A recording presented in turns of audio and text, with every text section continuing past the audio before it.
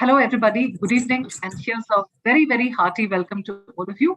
On behalf of the Women Members Empowerment Committee of the Institute of Chartered Accountants of India, I'd like to take this opportunity to extend a very, very warm and a very, very hearty welcome to all of you to the second edition of Sky High, which is a program by women chartered accountants it's intended for everybody. And we've titled it Sky High because we'd like to move our women members from empowerment to excellence. And we've always heard this, it's not even sky that's the limit. The limits are what you set in your mind. Take this opportunity to extend a very, very warm welcome to CA Preeti Savla, who's the vice chairperson of this committee, an elected Central Council member from the Western region.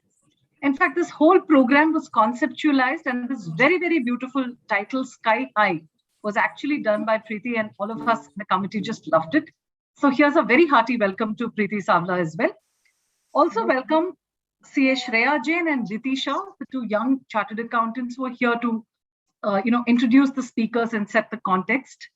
Also would like to welcome CA Prachi Parekh, a direct tax resource person, who's going to talk about amendments in the Finance Act, and also to Ms. Ranjana Tripathi, who's a personal development and transformational coach. So that's maybe what we all need now, more than just being academic. I think we need to have some guidance, some inspiration, some motivation that will all put us on this positive development and high performance track. And keeping in line with the theme of these series, that we've got, which is Sky High, we would do one technical session and we'll do one session which is motivational, and both to be delivered by women speakers. Should any of you want to be a resource person or you want to help coordinate these sessions, would like to be wanting to introduce participants in these sessions, etc., please write to wmec@icai.in. Please specify if you'd like to be a session presenter, what is your name, all these details, or if you'd like to be somebody who's going to introduce a speaker, depending on your level of proficiency. So look forward to your really wholehearted participation in this. Of course, we are trying to identify speakers from our known sources, but it'll be very good if you can volunteer as well. And we can accommodate up to 4 to 6 participants per session. So it'll be a very nice opportunity for all of us to turn out to become great public speakers. And that's one good thing about, a path to leadership is great articulation. With these few words, I'd also like to thank CA Shanu Goel, the secretary of the committee, who as usual does a great job in trying to organize these sessions. And we're happy to see Shanu on the screen now. And also thanks to the office team who's coordinating this webinar in terms of the tech support. So it's now back to Shanu to get this program started and rocking. Thank you very much. And to all the ladies and gentlemen out here, have a happy day. Thanks. Good evening to everyone. My chairperson WMEC Shri Priya Madam and the very renowned speaker for the day, CA Prachi Parekh and Ranjana Tripathi, and the coordinators Diti Shah and CA Shreya Jain, and my dear friend secretary CA Shanu Goel, and all beautiful, intelligent women participants, my colleagues in the fraternity. A very warm welcome to all of you. Friends, here every Wednesday we are coming with Sky High Symposium, and today is the second series of the same. And friends, just block your dates. Every Wednesday 5 to 7 we are coming up with the technical session. See, recently this finance bill has been passed, the Finance Act 2022, and immediately we have come out with this session on this Finance Act 2022. Now next Wednesday we are coming up with the CARO, the new proposals, this CARO 2020, which has been applicable for the statutory audits, and one non-technical session also along with that. So similarly, we have already structured 3 months sessions in advance every Wednesday by the eminent faculties. Again, we wish that all of you, if you have any suggestions, please feel free to connect to us. My contact details are already there on the website of the ICAI. You can connect with WMEC also. You can write a mail also. We are going like this is one of the series Sky High Symposium. Along with that, we are also planning various other programs.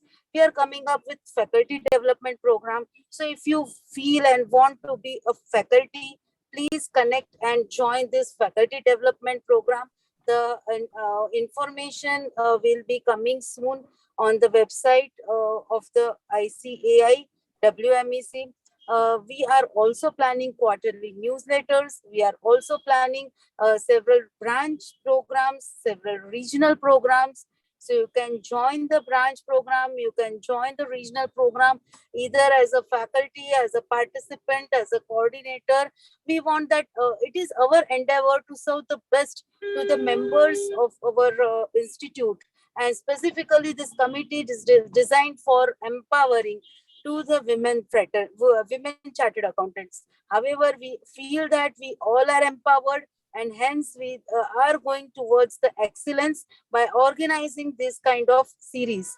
So to serve the best, we have excellent faculties with us today, and I am sure with these 2 hours of learning, you will have a great value addition to your knowledge, and this investments will pay very high returns. So with these opening remarks, I will be staying in touch with all of you during the session also. And we have very beautiful coordinators today. Shreya is waiting to introduce Prachi madam. So I request now CA Shreya Jain, who is from North, to introduce today's faculty, CA Prachi Parekh, who is also very dear friend and has taken maybe more than 50 sessions on the direct tax in her journey as a chartered accountant. So I request now CA Shreya Jain to introduce our first speaker of Sky High Symposium Part 2. So over to Shreya. Thank you so much, ma'am, for warm introduction. I'd like to thank Chairperson of our committee, Shri Priya Kumar ma'am, and Vice Chairperson, Preeti Salva ma'am, for being the torch bearers of Women Members Empowerment Committee. It is our honor to have you, and this is going to be super successful. Every Wednesday, a session for women, by women, for women. And thank you for giving me this opportunity. Today, we have with us an eminent speaker, CA Prachi Parekh, with us. She is an independent professional having keen interest in the areas of direct taxation with exemplary analytical, drafting, and communication skills, a penchant for research, flair for reading, content development, and characteristic curiosity are just another attributes that drives her interest in the field of direct taxation. She has her exclusive practice in income tax advisory and compliance, including issuance of legal opinions, representations before various judicial forums, engaged in drafting and vetting of submissions, offering paralegal services to other professional firms. She's into the teaching of the direct taxes to CA students at various reputed coaching institutes, including MT Educare and GK Shah classes, having covered a student base of more than 4,000 students. She's also the faculty for the subject with WIRC ICAI. She's engaged in content development in the nature of compilation of textbooks and case studies for the subject of direct tax. She's a regular speaker at various CPE programs of study circles of ICAI on the subject, including budget sessions. She's the contributor to articles in journals of Chamber of Tax Consultants, Bombay Chartered Accountants Journal, and Taxmen, conducting various training sessions for corporates, and freelancing as a knowledge manager engaged in development of technical content, preparation of alerts related to taxation. So I would like to welcome CA Prachi Parekh here and let this session begin and let us know the amendments and her tax expertise. Over to you, ma'am. Hello, everyone. Good evening. At the outset, I would like to thank the WMEC committee for giving me this wonderful opportunity to be a part of the Wednesday programs. Shri Priya Madam, Preeti Savla Madam, like Shreya rightly said, they are the torch bearers who are enabling the foray of women professionals and entrepreneurs in their journey ahead. So I'm grateful for this opportunity. The part I'm entrusted with today is with regards to bringing to the attention of the participants the various amendments that have taken place in the direct tax proposals. So I would just like to share my screen.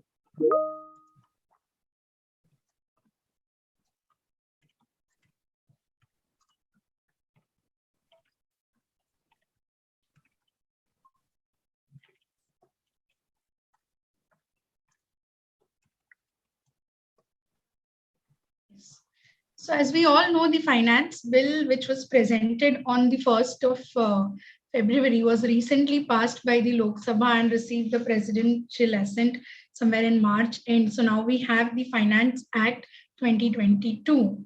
And the bill came along with a set of, I would say, close to about 80-90 amendments, which were proposed to the direct tax. And even the process of converting the bill to the act stage, there were some 35 plus amendments which took place. So very minutely, they have executed these amendments vis-a-vis the conversion from bill to act. In today's session, I would be covering in detail the changes which have taken place in the process of the bill being converted to the act as it was passed by the Lok Sabha. And before we begin the session, I would just run through some of the key highlights of the Finance Bill 22, so that we are just in touch again with what were the major amendments which were proposed when the bill was introduced. In the event I'm not audible adequately or my voice cracks, please, I would request some of the coordinators to let me know. So I would just switch off my video because there could possibly be a bandwidth issue. You are properly audible, Prachi. Yes, ma'am. Thank you. So these are some amendments which I would like to highlight before I go into the details of what changes took place before the bill was converted to the Finance Act. Now, every year on year basis, we see a plethora of amendments which are executed by way of the finance bill. Even though the motto of the government is to facilitate ease of doing business or make compliances simpler, yet year after year, we are witness to a range of changes. And one really wonders whether these changes are aligned with the government's intention of facilitating the ease of business or making our lives simpler when it comes to compliance. But that is the case, which is, and our role here is just to understand the impact of the amendments so that we are in a better placed position to advise our clients and our own selves, educate ourselves about what the changes in the law are.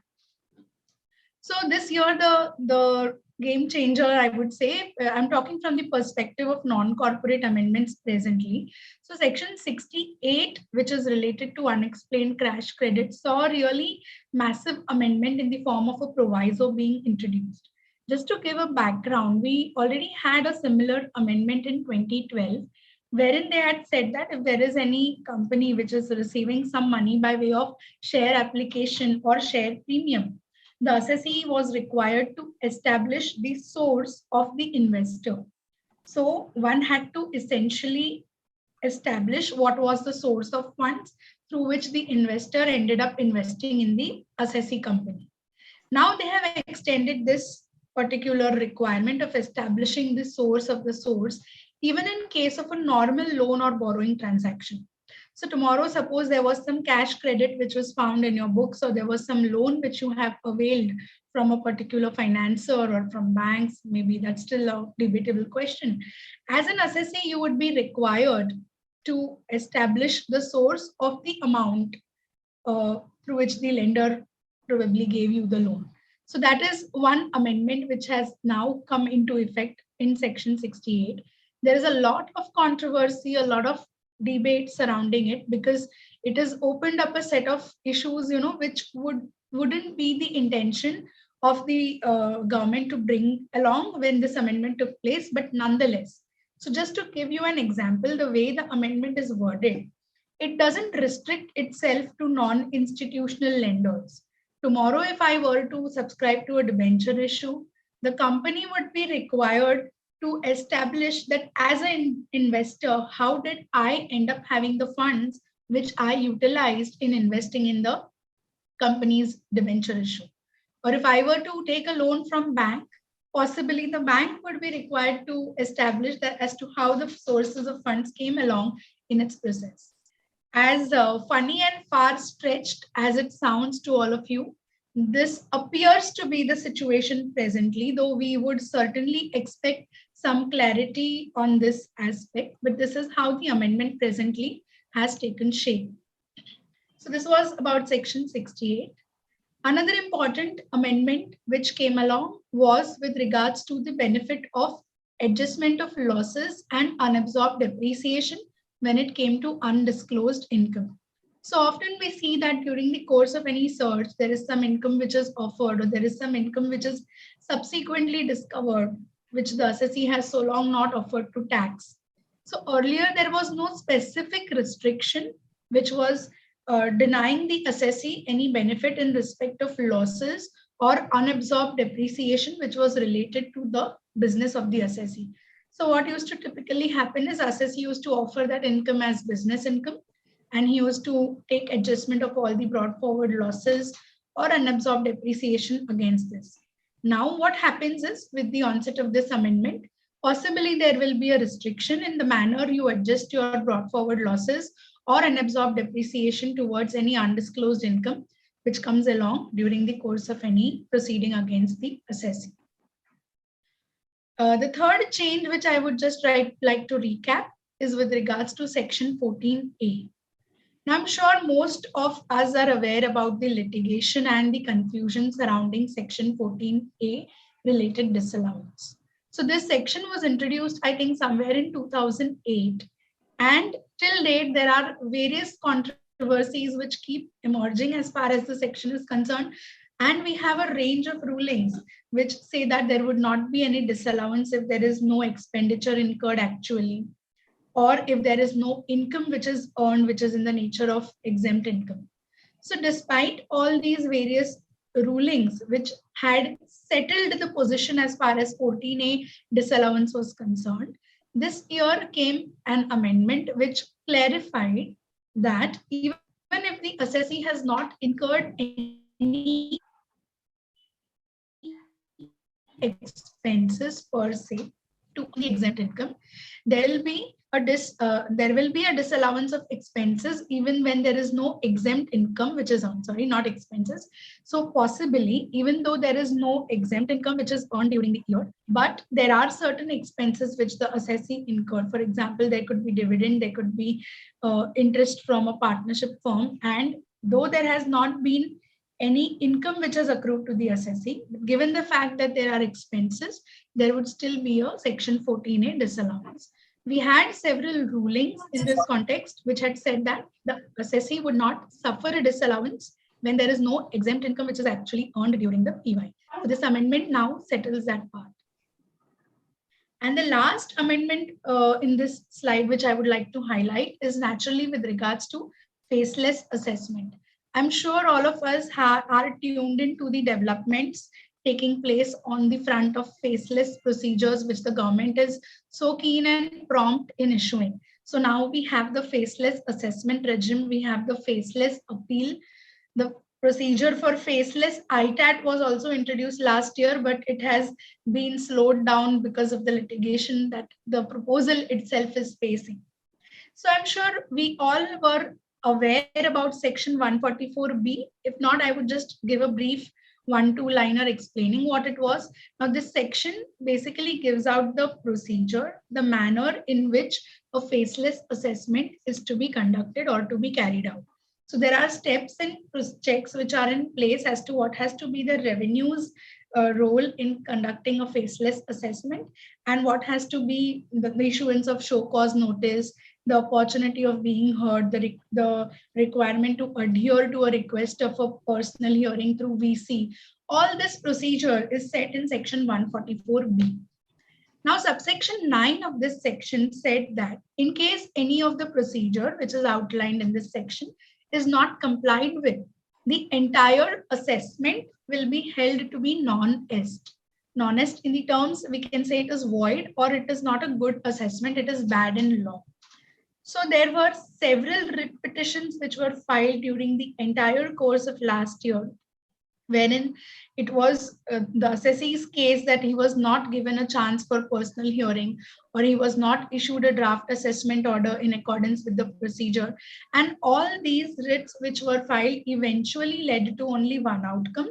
The various high courts held that because the procedure is not followed, we are declaring the assessment to be non-est or bad in law. Now, as soon as the revenue realized that a minor lapse of procedure given in section non-compliance with it is leading to the entire assessment being treated as non-est, which was what was provided in 144B9, this year, by way of Finance Bill 22, which is now the Finance Act, they simply omitted subsection 9 of 144B. So what now happens is that despite the fact that maybe there is some non-compliance on the revenues part in adhering to the procedure prescribed under 144B, the entire assessment is not at stake, which was the situation earlier. So the validity or the legitimacy of the assessment is upheld. They have now omitted the part which said that the assessment had to be treated as non-est. So this is a very what I would say a very important change which we all should take note of. Last year has been a witness to a lot of litigation because of this small subsection, which now they have removed. Apart from this, I would just like to quickly run through whatever changes took place on the charitable trust front. I'm not sure how many of us practice in that area, but it's always good to be abreast of the changes which have taken place in this particular field of taxation. Now, again, just like the provisions related to TDS and TCS, the arena which governs with taxation of charitable trusts is also witnessing amendments year after year. So there is a joke around circles that this seems to be the government's favorite area to execute various amendments. Now, this year again has seen an entire revamp of the procedure for charitable trusts. Last year, there was various changes to section 11. As we all know, charitable trusts basically under the Income Tax Act are governed under two sections. Either it could be a section 11 prerogative or section 1023C rule. So now this year what they have intended to bring out is they have aligned the provisions of section 1023C with 11.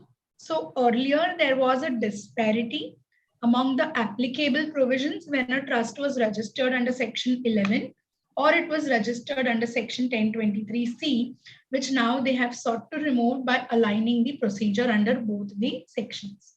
Against this backdrop, they have introduced a myriad range of changes for the taxability of charitable trusts.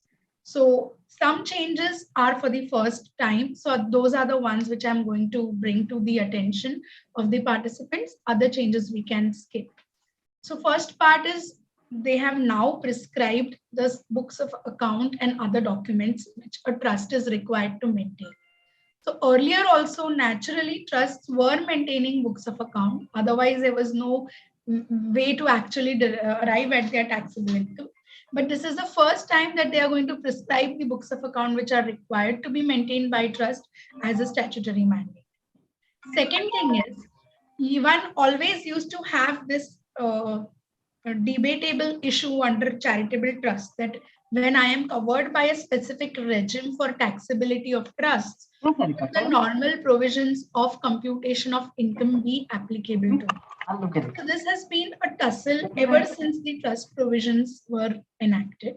So now they are now going to provide for a mechanism as to how to compute the income of a trust in case there is a loss of exemption.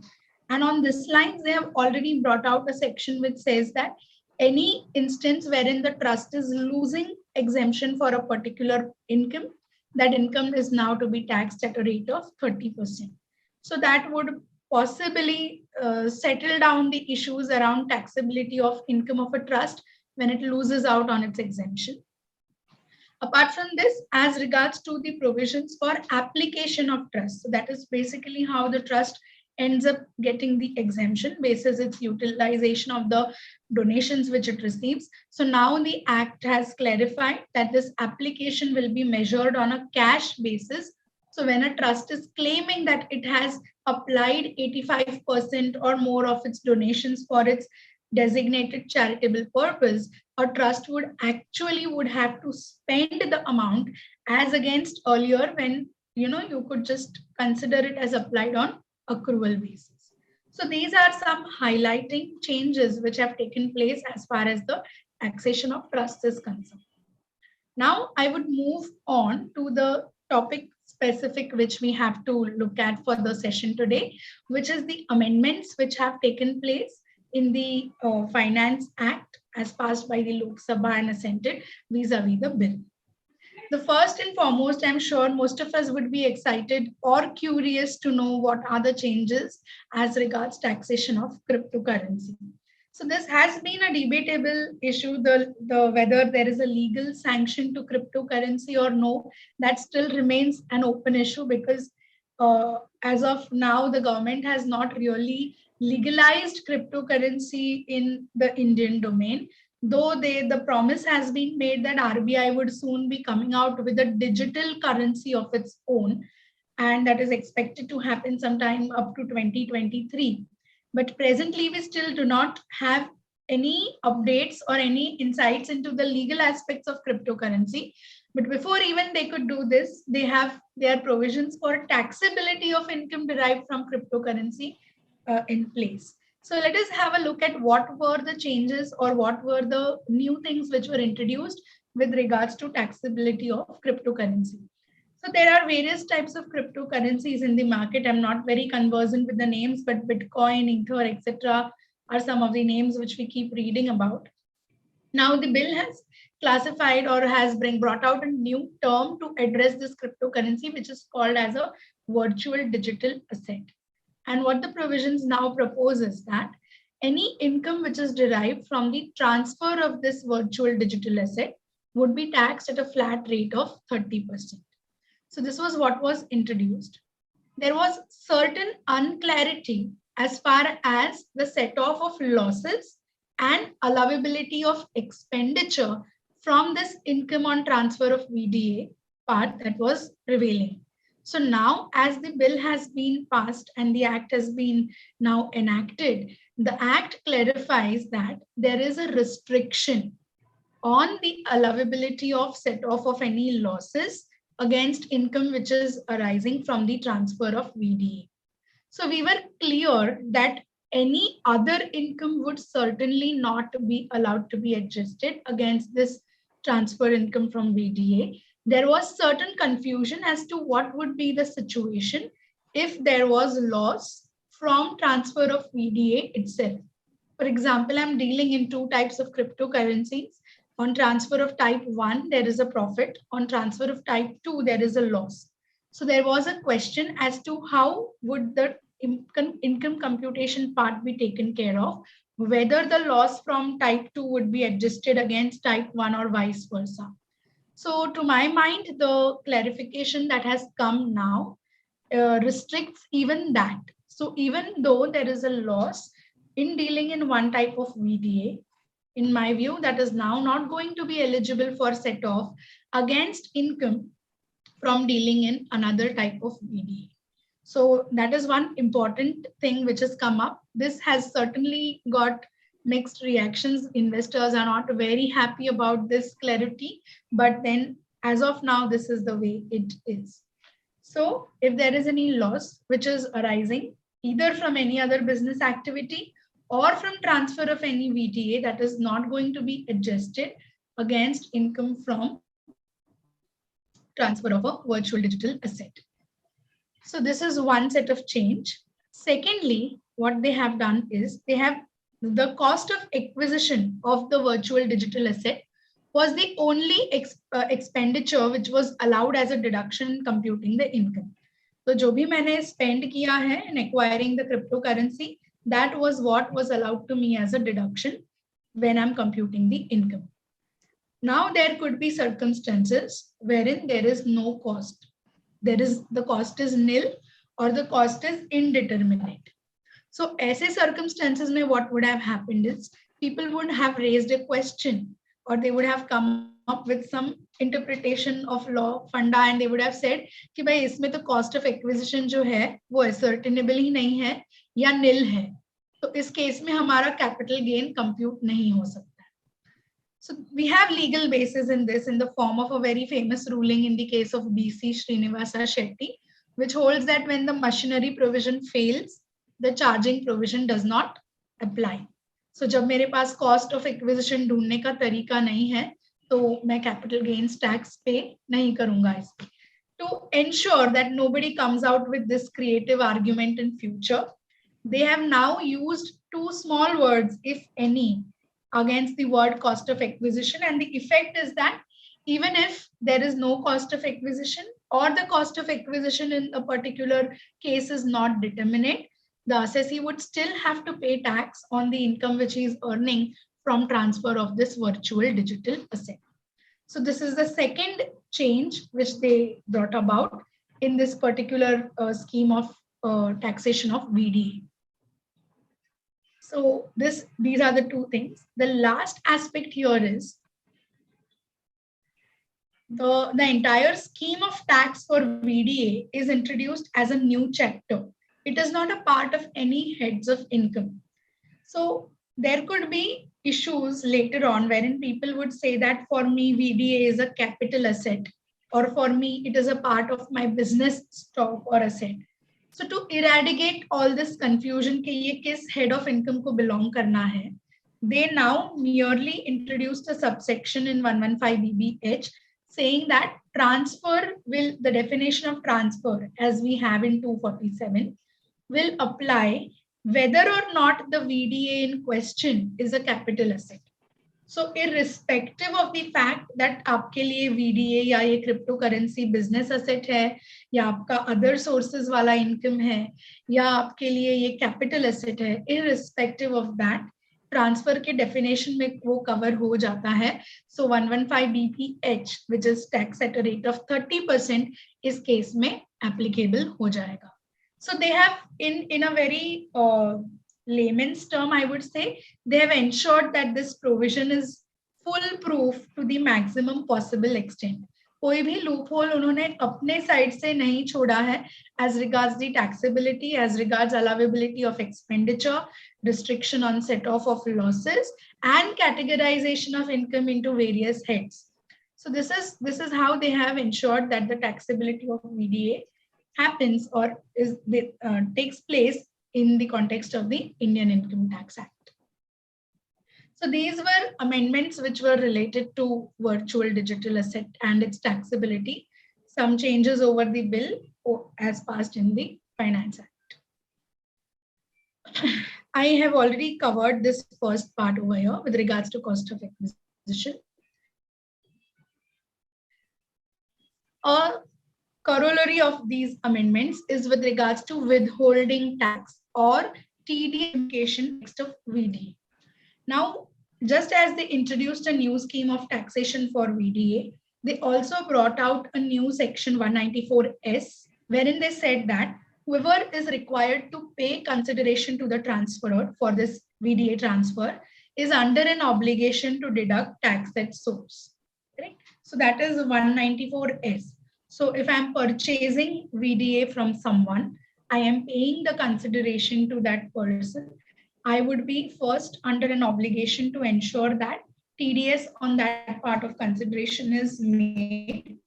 And only then, I mean, if not, then I would obviously have the other implications of assessing in default, etc., being applicable to me. So the wordings which were used in 194S, they were earlier that the purchaser of the VDA or the transferee of the VDA has to ensure that tax has been paid. So as a purchaser, how would I be in a position to ensure कि जिस बंदे ने VDA मुझे sell किया है उसने अपना tax liability meet किया है कि नहीं? So now they have changed this words to the purchaser or the transferee of the VDA is required to ensure that the tax which is required to be deducted on the VDA is deducted. So मेरे हाथ में क्या है tax deduct करना, वो pay करना तो secondary issue hai, because there would be an event when the consideration for VDA is not paid in money terms. It could be paid in another VDA. There could be a barter of some sort. So that is why they have now changed this wordings to the to include that wherever the tax is required to be deducted, the tax is deducted. So this is a small language change having far-reaching implications which has happened. And apart from that, I'll put forth an example to all of you so that we understand the next change very easily. Supposing I am conducting some professional assignment for somebody, right? Let's say I'm giving some consultancy service and I'm receiving my consideration in Bitcoin, right? Possible. So what happens is in this situation, I am the render, provider of service. The other person is going to receive the service, but I am also a transferee or a recipient of VDA, and the other person, let's say Mr. A is a transferor of VDA. तो यहाँ पे एक ही transaction है लेकिन उसके दो flavor हैं. एक VDA transfer हो रहा है. क्यों transfer? क्योंकि मैंने कोई professional services render करी है. तो इस situation में क्या होना है? I, being the recipient or the transferee of VDA, I will have to ensure compliance with 194S whenever the consideration is paid to the transfer or VDA. That is one. Secondly, the recipient of service is paying some professional fee to me, whether in cash or in Bitcoin is another situation, but he is also governed by 194J. तो वो बंदा जो मेरी services ले रहा है, जो who's availing my services, he would be under an implication to ensure compliance with 194J. Now this clarity has also brought in by this Finance Act 22. वो बोलता है कि हर कोई और section में जहां पर TDS provisions applicable है, apart from 194O, वो आपको 194S के साथ करने हैं. So I cannot say that 194S apply कर लिया, मैंने आपका TDS deduct कर लिया है, तो आप 194J मत करें. So both the TDS provisions will apply in vice versa, like the recipient and the provider's hands. The only exception to this is 194O, which is in the case of e-commerce operators. So I hope I'm lucid enough when this, as far as this example is concerned. So these are the entire range of changes with regards to the virtual digital asset part. Moving on to the next range of amendments, which is in the context of updated return. Now, this particular amendment also caused a lot of excitement when it was introduced in the finance bill, but when we read the fine print, we came to know that this is nothing great. It is just a repackaged VDS scheme, जहाँ पर आपने पहले कभी कुछ department से छुपाया है, तो आपको एक मौका दिया जा रहा है कि आप उसे एक रिटर्न ऑफ इनकम भर के उसे डिक्लेयर कीजिए, उसके ऊपर 25 से लेकर 50% तक का tax based on the time when you are furnishing this updated return, वो pay कर दीजिए, and then it will be as good as you have disclosed the undisclosed income. So this was a new provision for updated return which was introduced, subject to certain conditions and restrictions. Now there is a proviso to this particular section which covers some exceptions, in which cases an assessee cannot furnish an updated return. Suppose किसी assessee के context में कुछ search हुआ है या उसके books of accounts वगैरह requisition किए गए हैं under section 132A, or he is being subjected to a survey under 133A, or he is being issued with a notice to the effect that there is a search or there is some bullion or some other valuable item which is seized under 132A or requisitioned under 132A, right? So in these 5 cases, the person was not able to furnish an updated return. पहले जो provisions थे वो कहते थे कि ये जो specific action हुआ गया है वो एक्शन होने के पहले के 2 साल. So whenever this action was initiated for a period pertaining to 2 preceding previous years, the assessee would not be in a position to furnish his updated return. Instead of 2, the Finance Act now changed this to any preceding previous year.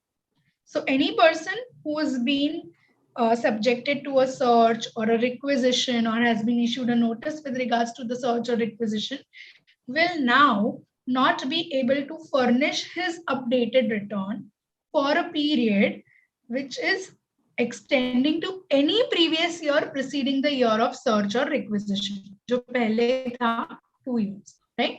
फिलहाल इस amendment से इतना फर्क नहीं पड़ा है because जो time frame available था assessees के पास to furnish the updated return, it is also restricted to 2 previous years, correct? So any कह देने से टाइम लिमिट तो उन्होंने चेंज नहीं की है, लेकिन आगे जाकर अगर ये टाइम लिमिट बढ़ाते हैं तो भी असेसी किसी भी साल के लिए अपना अपडेटेड रिटर्न फर्निश नहीं कर पाएगा अगर उसके केस में कोई सर्च या कुछ रिक्विजिशन हुआ है किसी भी अर्लियर ईयर के लिए, लेटर ईयर के लिए नहीं. सो 2020 में अगर सर्च हुआ है सो 2020 के पहले किसी भी ईयर के लिए आप अपडेटेड रिटर्न अभी फर्निश नहीं कर सकते. So this is an amendment which is there. Also, earlier, those who had furnished a loss return under 139(3), they were not allowed to furnish an updated return. So now they have extended the provisions of furnishing an updated return even to a person who has furnished a loss return under 139(3), with the only criteria that this updated return should not be a return of income. So आप आपका loss बढ़ा सकते हो लेकिन आपको income अभी in the sense आप आपका लॉस बढ़ा नहीं सकते. You are not in a position to increase your loss, but you are certainly more than welcome to. So whatever favors them, they have allowed, right? So this is another amendment coming in this range. There is also one amendment here, which is with regards to the brought forward losses and depreciation wherever the MAT provisions are applicable. But I have not picked it up in this slide because it is not of a common relevance to the entire range of participants probably attending this session. The next amendment I would like to discuss here is with regards to education cess and surcharge. Now, I would like to give a brief background about this amendment and its legal history.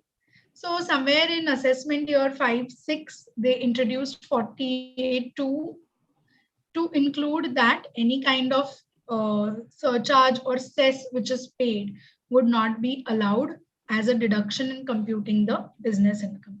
So after that, there have been a lot of rulings, a lot of litigation with regards to whether education cess say would be covered under this term surcharge or cess, which is envisaged in the term tax under this particular section.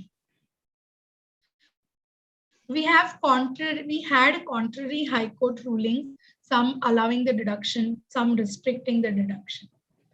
So Sesa Goa and major rulings as far as allowability of cess was concerned. Now, the Finance Act 2022 has said, nothing doing. We are not going to allow the deduction of education cess while computing your business income. And in our mind, the term cess was always included in the term tax under 48(2). And it is deemed to have been included since AY 56. So they have brought about a retrospective amendment disallowing assessing the deduction for claim of education cess including his or her business income, right? Now the effect of this is that there are a range of litigations which are still pending before various fora. Now one has to understand how they would be adversely implicated naturally because it's a retrospective amendment. And they didn't just stop at this. while they were passing the Finance Act, they have introduced subsection 18 to section 155. If at all the assessee has made any for deduction of surcharge or cess for any assessment year, we are now going to treat it as underreporting of income in terms of the penalty provisions of 270A3. And they also empowered the assessing officer to compute the total income for the assessee wherever he has claimed deduct for the cess. So अभी होगा ये, अगर मैंने किसी year में ये cess का deduction लिया हुआ है एंड अगर मैं इन्होंने दिए हुए प्रोसीजर के साथ कंप्लाई नहीं करती हूँ, तो ये पर्टिकुलर डिडक्शन मेरे लिए it will be an instance of under reporting of income which would be covered by the penalty provisions under 270A, right? So I would now be liable to pay a penalty to the extent of 50% of the tax payable on the extent of underreported income. इस सबसे अगर मुझे बचना है, किसी year अगर मैंने supposing education cess का डिडक्शन ले रखा है और मुझे ये अंडर रिपोर्टिंग वाले I mean, what do you say? I have to safeguard myself from this underreporting related provisions. What I have to do is I have to make an application to the revenue in a form which will be soon prescribed. मुझे उन्हें बोलना है कि ये मेरा particular deduction का claim था इस ईयर के लिए, इतना टैक्स उस साल मेरा बच गया था बिकॉज ऑफ दिस डिडक्शन जो मैं अभी ऑफर कर रही हूँ, तो आप मुझे प्लीज पेनल्टी के provision. So firstly, they bring about a retrospective amendment, which is not favoring the assessee. Secondly, they also have the audacity to include it for the purpose of underreporting for levy of penalty. So this, I don't know, people are going to challenge it left, right, and center, but we are not presently in a position to comment on that. So we have to be extra vigilant and keep a tab as to what is the procedure which is prescribed for making this application and how we can save our clients from getting caught in the penalty tussle against the department. I'm sure a lot of notices are going to be issued taking this point up. So that was about education cess or surcharge related amendment which took place. Now we move on to the amendments pertaining to charitable trust. Like I said, it's been a complete revamp of the charitable trust related procedure. Again, one important amendment which I want to highlight is which could affect a lot of us. So about the procedure part, I'm not really keen on discussing, but there is one part which I think we all should know. Now, under section 13.3 in the context of charitable trust, there is a list of certain persons covered, the trustees or their immediate relatives or directors or partners in a company which is having some, wherein the trustee or his family members has substantial interest, etc. So what the provisions say that if a charitable trust provides some kind of benefit to a specified person under 13.3, then the trust loses out its exemption for that particular part of violation. So we already had a provision which was risking the trust's exemption and making it amenable to tax if it was using some of its if it was giving a benefit to the specified persons. Apart from that, we have a new provision which has come in 56.2.10, which says that if the trustee or any other specified person is getting any benefit from the trust, he would also be taxable under income from other sources to the extent of that benefit which he is deriving, subject to, of course, the other provisions. माने वो 50,000 का limit and adequacy of consideration, etc. in place, the trustee who is receiving some form of benefit from the trust will also have to offer that benefit to tax in his personal computation. So friends, please understand now there is a twofold implication. पहला ये कि trust का exemption तो lose out होना ही है, उसके साथ इस बार उन्होंने penalty भी लाया है where the trust is using some kind of income for the benefit of its specified persons. तो ये दो implications trust के हाथ में है. तीसरा जो implication है वो अभी recipient के हाथ में होगा, which is naturally leading to double tax, but then this is the way it is. So if I am a trustee of a charitable trust and it is operating some, it is giving some benefits, like let us say medical checkups हो रहे हैं या educational facilities offer कर रहे हैं, and I am using some of those facilities for my individual benefit or the benefit of my family, then the value of that benefit is taxable in my hands as income from other sources, in addition to the trust being deprived of its exemption and levied a penalty on. So this is something we all should now, be aware of. इसके साथ जो मैंने पहले discuss किया कि trust अभी जहां तक अपना एग्जेम्पशन लूज करते हैं उस इनकम पे उनको 30% टैक्स देना है. स्लैब रेट वगैरह का बेनिफिट जो अर्लियर लोग आर्ग्यू करते थे वो सब now is done away with. You have to pay tax at a flat rate of 30% on these income. Apart from that, there are some small changes. अगर provisionally approved trust है, so even then the PCIT is empowered to cancel their registration, etc. This is about it. Now there are some changes in the time limits for completion of assessment or reassessment and recomputation. So I would just bring it out in the manner which we can relate to rather than going into the technicalities of what was the time, etc. So for AY 2021, right, the time limit for completing assessment, which was getting barred on 31st of March 22, has been extended to 30th September 22. Correct. So this is one relief that we have. We or department, we don't know, but this is certainly an extension. Iske alawa, in cases where there was a search or a search because of person search, that is these two cases which I have put up on the slide, they have now said that assessment in these cases for AY 21-22 will have to be now finished by 30th September 22. So instead of December, which was allowed earlier, this has to now be done by 30th September 22. So these are two small aspects which we should keep in mind. There is, of course, a new provision for TDS which has come into picture, affecting professionals and businessmen alike.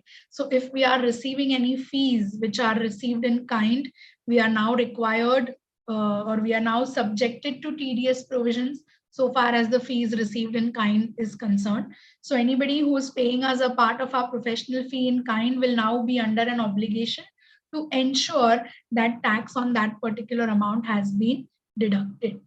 So again, this is to plug the revenue leakage. Many of us don't offer the income which we receive in kind in our tax returns. That seems to be the government's view, hence these provisions.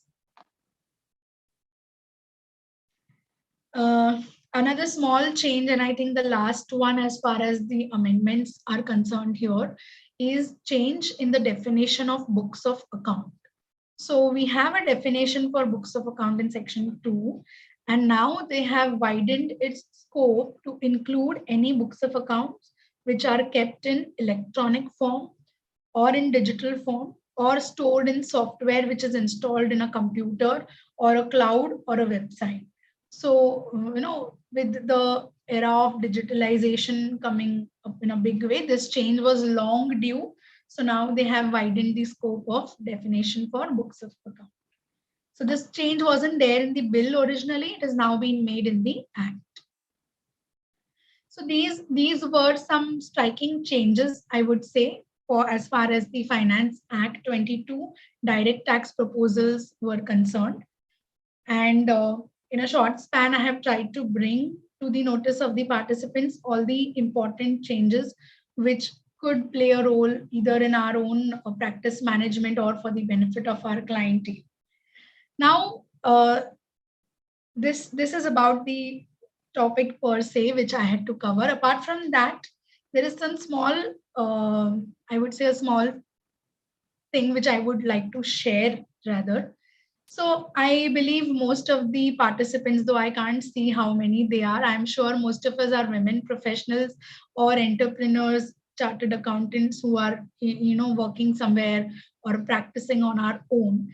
So despite the fact that a large range of women are now, I would say, shouldering or acting equally with men when it comes to earning or being qualified or educated in a certain way, there is one small area where we all fall back or we are little lethargic, I would like to say, which is in the area of making our own investment decisions or choosing where to invest our funds, real estate, stock markets, fixed deposits, etc.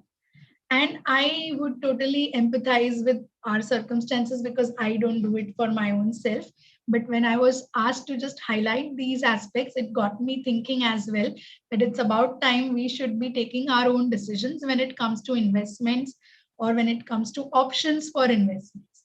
Now, as I was reading about this particular aspect, I came across a very poor statistics, which is, of course, it is for urban and rural women taken together. So there is some particular research which claims that about 62% of the Indian women do not own bank accounts, right? They do not own bank accounts. I'm sure a large share of that is got to do with the rural areas, but still. And what I'm also aware of, there is a large chunk of women who do not own independent bank accounts.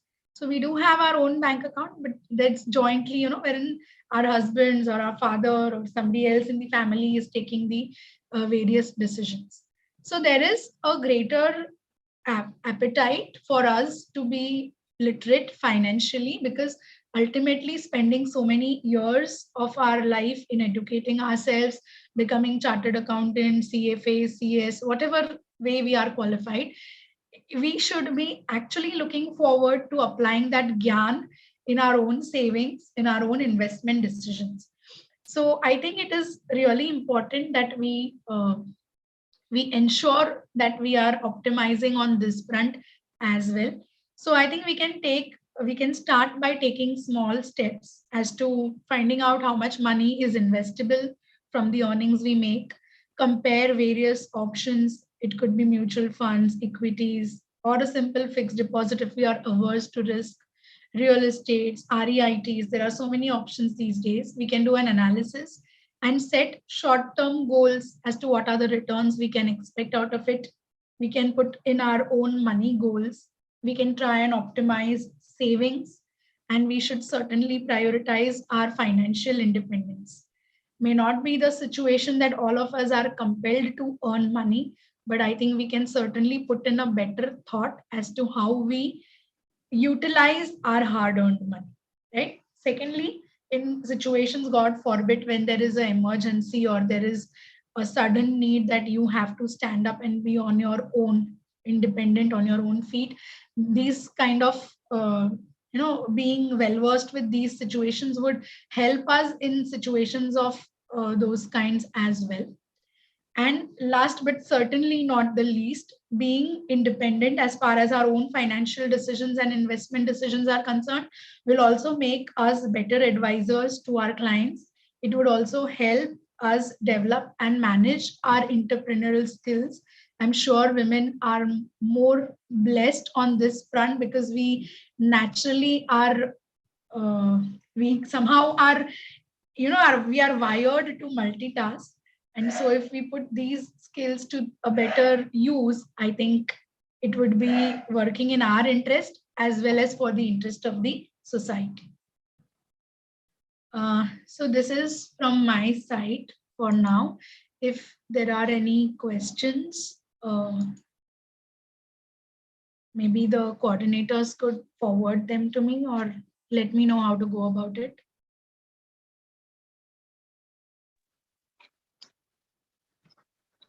Good evening, ma'am. Good evening. I guess we haven't received any questions. Okay. So maybe people have understood it all or have not understood anything. I'm just joking. No.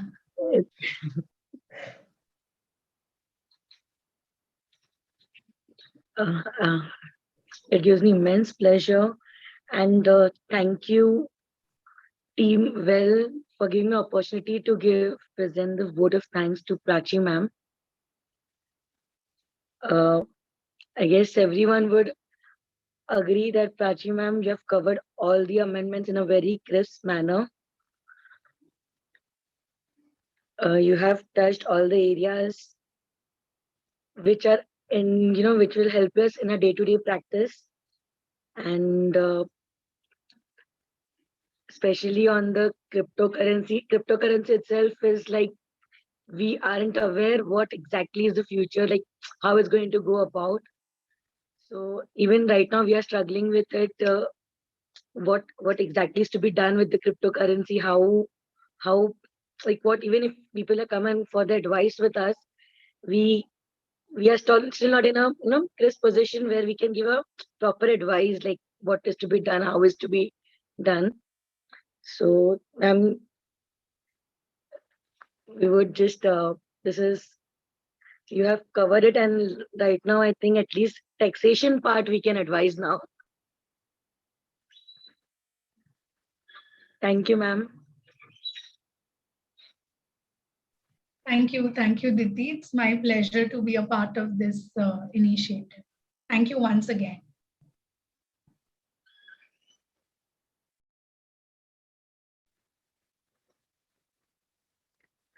Ruchi, ma'am.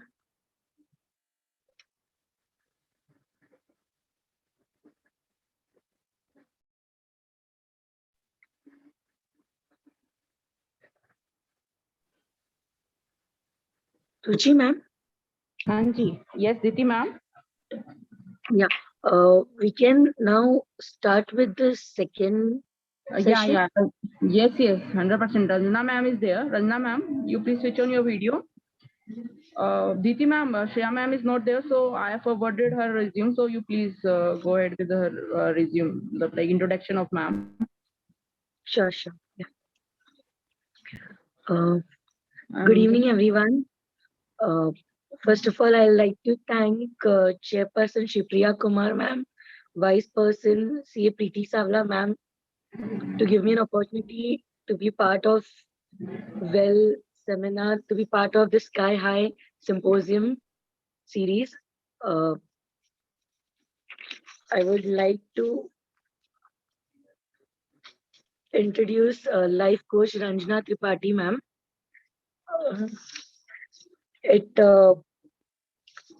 Her profile is very motivating. She is specialized in personal elevation coach in transformation, life purpose, and spiritual coaching. Just on going through the profile, what I think, she has an illustrious journey from a software engineer to a passionate mentor.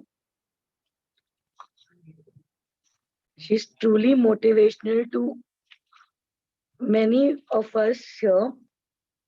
And I would just like to tell, like, her professional qualifications are ranging from, she's a software engineer, and from there she started her journey. Today she's an international level certified life coach in personal transformation and spiritual from Symbiosis USA. She's an independent director from IICA, Ministry of Company Affairs, neuro-linguistic practitioner from ANLP Goa, Masters in Client Relationship Management Lucknow, Six Sigma certified from Example Consulting Group Chennai. She has a practice of over 20 years in corporate training and coaching. Last, she has worked as a head of department client relationship management in leading real estate company. She has a varied experience in education, software, real estate, learning and development department, relationship management department, revenue to managing business and revenue generation by motivating team, training them, and implementing the best practices. At present, she's actively associated in motivational speaking, training and developing youth and corporate through customized training modules and coaching sessions. Her different areas of interest and participations. She's been a panelist in Direct to Voyage, Pan India group of trainers and coaches. She's been invited to educational institutions to speak on different topics on parenting, teen and youth related. She was a guest speaker invited in Jagriti Entrepreneurship event in EDI Ahmedabad. Event to women meetups to speak on work-life balance and parenting.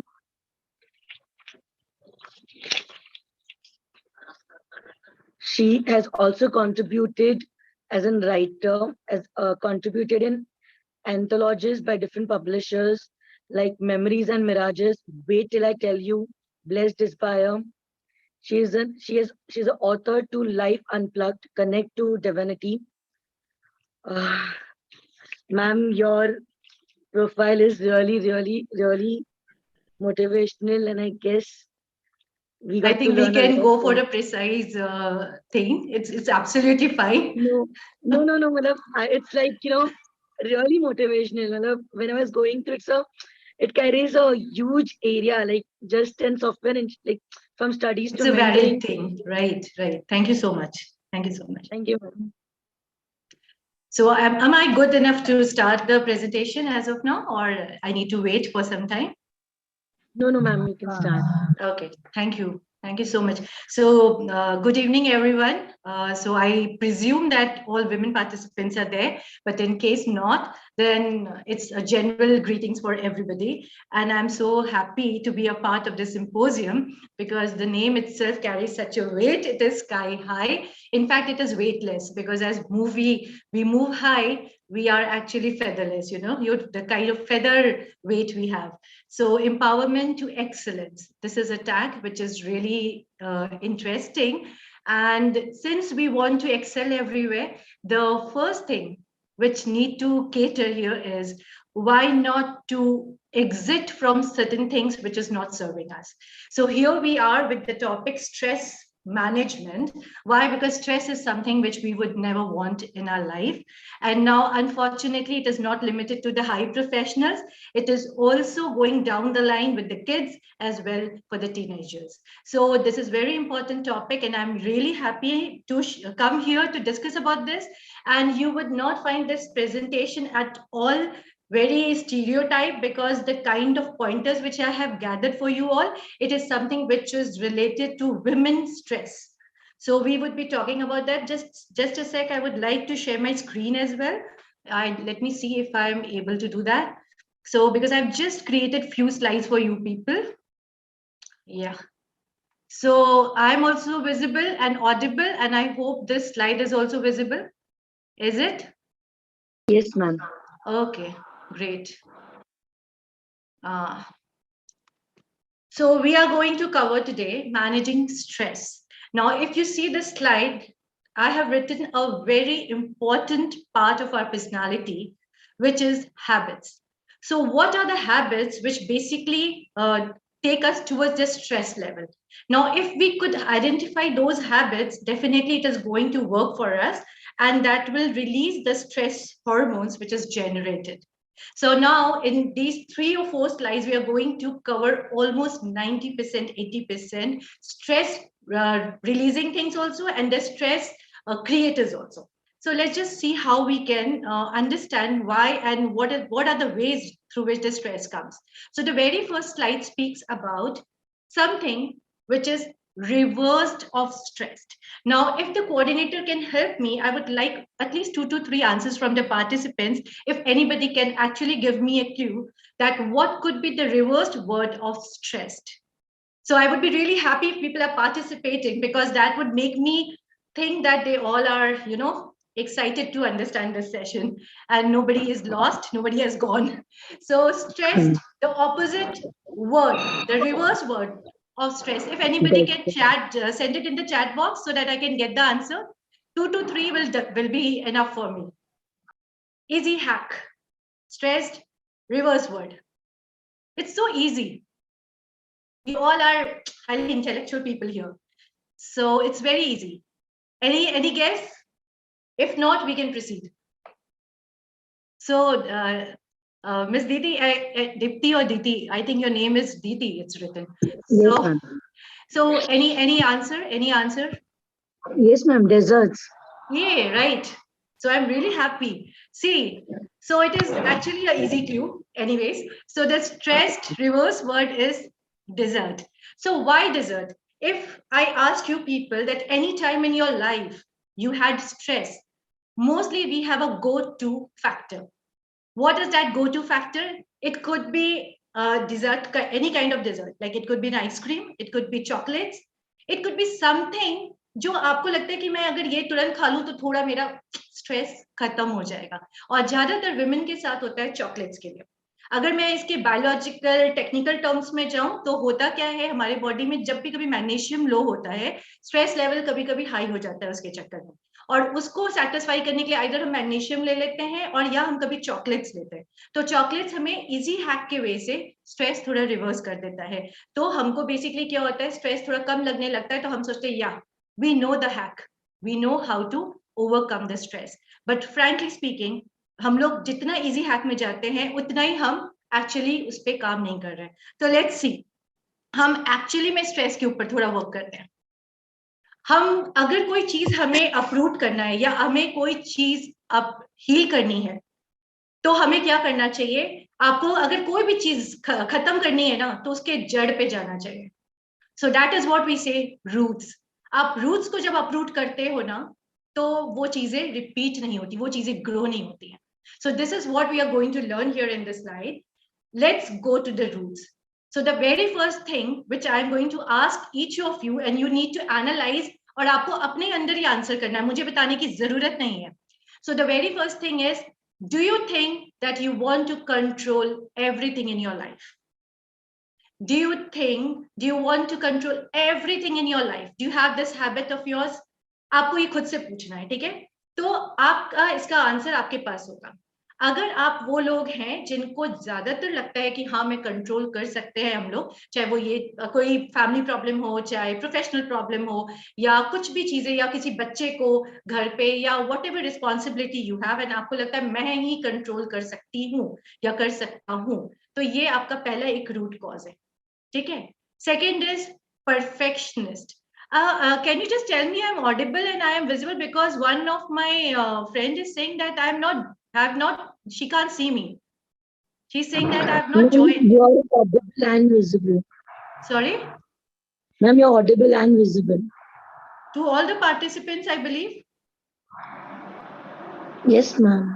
I don't know. Just a second. I'll just show her. Okay. So where were we? So the next point is perfectionism. So in case आपका ऐसा nature है कि आपको ऐसा लगता है हर चीज perfect होना चाहिए, ठीक है, then that is another problem. So that is the root cause of your stress. So perfectionism बोल के कुछ भी नहीं एग्जिस्ट करता है, इसका मैं बाद में सोल्यूशन में आके बताऊंगी कि कैसे नहीं होता है. Then not able to surrender. Please ask yourself, are you a kind of person who doesn't believe in any miracle, who doesn't believe in any supreme power? So it is not about religion, it is not about a particular God, but it is about a higher power जिसपे आप कुछ चीजें कभी कभी surrender कर सकते हैं. So if you are a person who would not be interested in miracle या कुछ supreme power में, वो लोग ऐसे होते हैं जो surrender नहीं करेंगे, हमें surrender ही नहीं करना. So are you one of them? Next point to understand and analyze is, do you seek validation? Are you a approval seeker? Women के साथ ये बहुत बड़ी प्रॉब्लम है कि उनको बहुत लोगों से वैलिडेशन चाहिए होता है, चाहे वो अपने कुछ ओल्डर पेरेंट्स होंगे या इन-लॉज होंगे या हस्बैंड या फ्रेंड्स या कोई भी ऐसा है जिनसे वो कुछ कुछ चीजें पूछ के करना चाहते हैं, और अगर वो उसके अकॉर्डिंग नहीं हो रहा होता है तो उनको ऐसा लगता है अगर उन्होंने कह दिया कि नहीं ये सही नहीं है तो वो अपना शायद व्यू पॉइंट को ओवर पावर नहीं करेंगे. So another basic problem area for root cause of stress is when you keep asking for validation from wrong people. Next point is you are not authentic and you try to follow the crowd. अब आप follow कैसे करते हो crowd को? आपको बस एक कोई क्राउड समझ में आ गया, आपको लगता है मुझे इसके साथ मिंगल करना है, और आप मिंगल करने के लिए उस क्राउड में आप चले जाते हो and you become one of them which is not again your authentic type. So are you one of them जो कि आप कोशिश करते हो सबको खुश रखने का एंड क्राउड के साथ जेल करने का, जबकि आपकी अपनी खुद की ऑथेंटिसिटी नहीं है वहां पे. Very important point. Next point is no me time. अगर मैं बोलूं हर women जो यहाँ participants हैं कि आपका me time क्या है, तो वो या तो जानते ही नहीं होंगे और अगर जानते भी होंगे तो बोलेंगे या sometimes I take a short nap और समटाइम्स आई डू दिस, ये हो जाता है. But what about a consistent me time and what exactly that me time consist of, ये मैं सोल्यूशन में वापस बात करूंगी कि मी टाइम क्या होना चाहिए आपका. सो अगर आपका मी टाइम नहीं है, अगेन आपका स्ट्रेस ट्रिगर करेगा. Next valid point is physical exercise.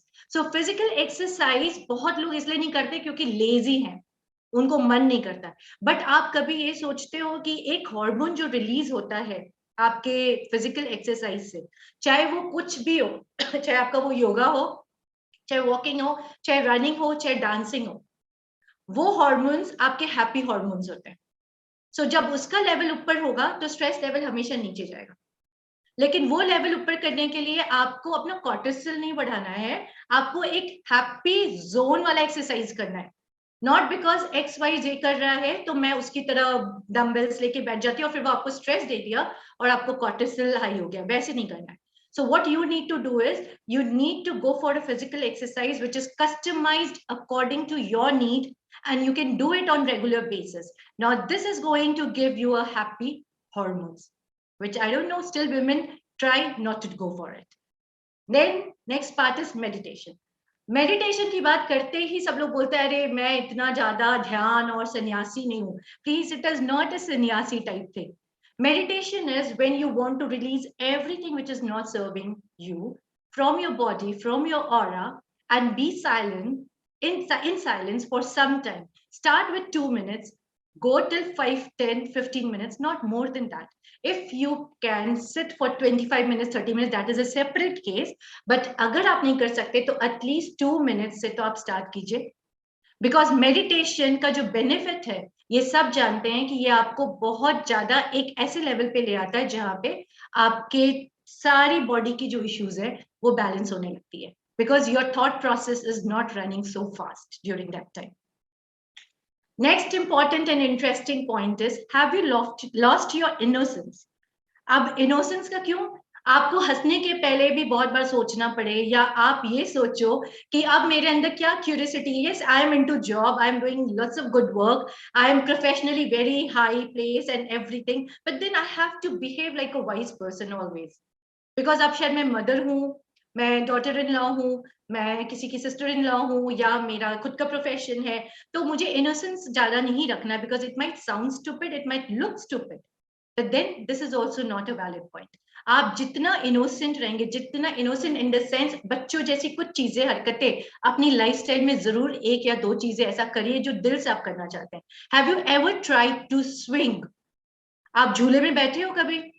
आप झूले में बैठ के झूलो बिना ये सोचे कि लोग क्या देख रहे हैं या सोच रहे हैं. वो 5 मिनट ही आपको आपका स्ट्रेस लेवल बहुत डाउन कर देते हैं. सो बच्चे, इसीलिए बहुत छोटे छोटे बच्चे जो होते हैं वो स्ट्रेसफुल इसीलिए नहीं होते. तो आपको बहुत वाइज हमेशा जिंदगी में बन के नहीं रहना है. आप कुछ इनोसेंट चीजें आप हमेशा करते रहिए. कुछ भी कर लीजिए, चाहे आपको जो भी समझ आता है, कलर में हाथ डाल के पेपर पे डाल दिया, कोई मतलब नहीं है उसका उस पेंटिंग का, but you enjoyed putting your hand inside the colour.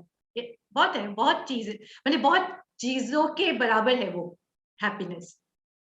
Then the thing is living and interacting with toxic people. Now this is something which sometimes you're not able to avoid.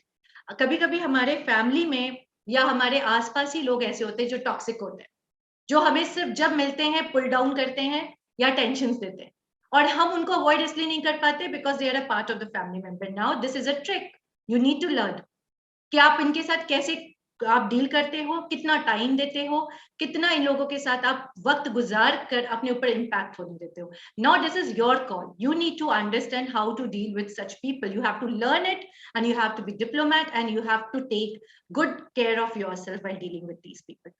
So these are the root causes of stress which is on the daily basis for each and every women, those who are basically watching this. और वो सबको कहीं ना कहीं इसके 2 या 3 point तो उनको जरूर मैच करेंगे. अगर सारे नहीं मैच करते तो 2-3. अब मैं बहुत इसको हाइपोथेटिकल वाले स्टेटमेंट्स इसलिए यहाँ पे नहीं लेकर आई हूँ आप लोग के साथ, बिकॉज मुझे पता है कि हम रूट लेवल पे अगर जा रहे हैं तो let's be normal human being की तरह हमारे संग क्या क्या प्रॉब्लम्स होती हैं.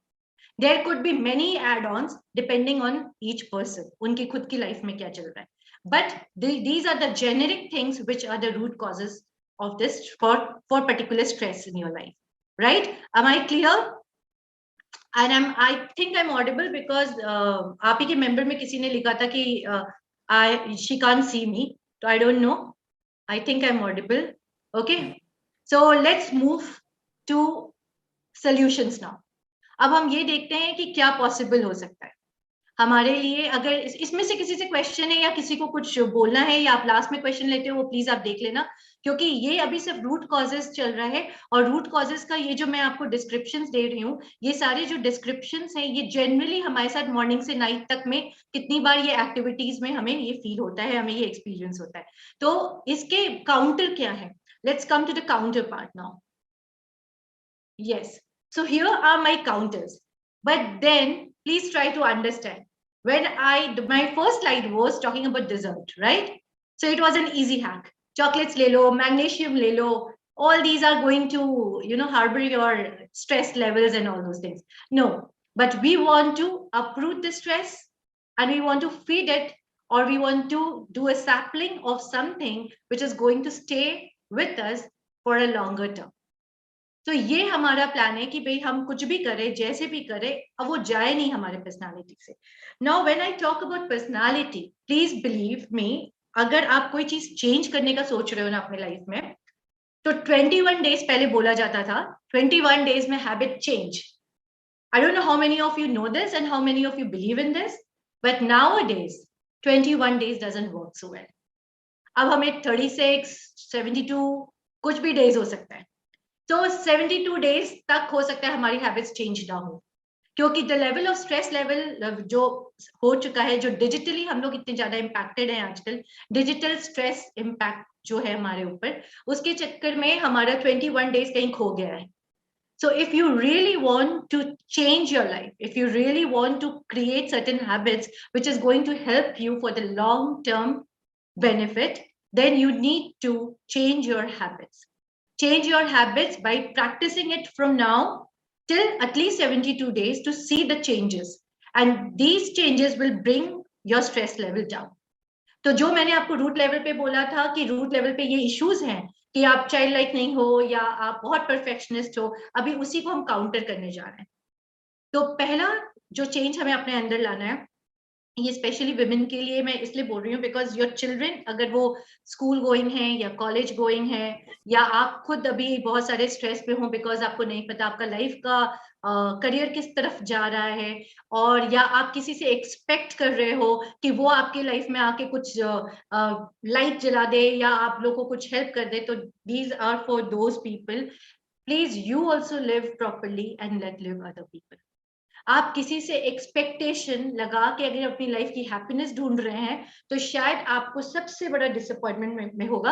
हाउएवर दैट पर्टिकुलर पर्सन में लाइक यू, आपको अच्छा, आपको बहुत सारा प्यार मिलता हो उनसे, आपको बहुत सारा ट्रस्ट हो उनके ऊपर, बट स्टिल मैं बोलूंगी कि अगर आपने अपनी हैप्पीनेस की कोशिश आपने दिया हुआ है किसी थर्ड पर्सन को, so you are going to face disappointment, अभी नहीं तो बाद में आप जरूर फेस करेंगे। तो खुद तो जीना है आपको अपने लिए पूरे इंडिपेंडेंट होके, और साथ में दूसरों को भी थोड़ा फ्री विल देना होगा। So this is something which you need to work on it. So this is one thing that is very, very important. Live and let live. Why we are doing this live and let live? Kyunki the point here is, when you don't want to control anybody, when you don't want to put pressure on anybody, you're free. When nobody puts that similar kind of pressure on you, again, you're free. So when you're not expecting and when you're not giving that kind of control, control freak nahi hai. If you're not control freak, you're not trying to control the entire thing. So what happens basically? You are free. You are not control freak, you are free. When you try to control everything, you also know personally that everything cannot be controlled. There are many, many things which is controlled by different factors, and you cannot be the sole controller. You can never be a sole controller. So the moment you drop that idea of controlling everything, maybe the children are not studying, you're trying to tell them, you're trying to help them out, and still they are not studying, and you are creating stress for yourself.